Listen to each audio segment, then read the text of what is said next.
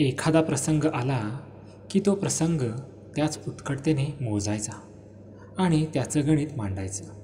हे गणित कुठल्या शाळेत शिकवलं जात नाही.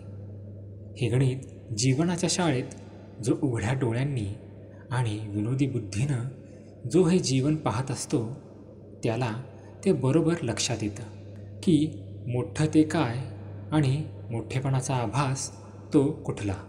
मोठेपणाचा आभासच पुष्कळ वेळा आपल्याला तो मनुष्य मोठा आहे असं भासवायला लावत असतो. मी खरा चोर पाहिला. त्यावेळी 8-9 वर्षाचा होतो.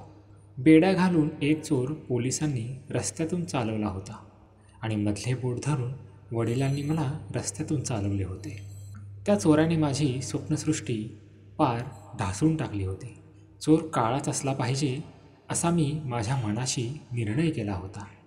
परंतु मी प्रथम पाहिलेला चोर पोलिसापेक्षा गोरा होता. त्यामुळे पोलिसाने चौकीवर वर्दी द्यायला आलेल्या मालकालाच चोर म्हणून पकडले असावे असे वाटून मी खिन्न झालो होतो.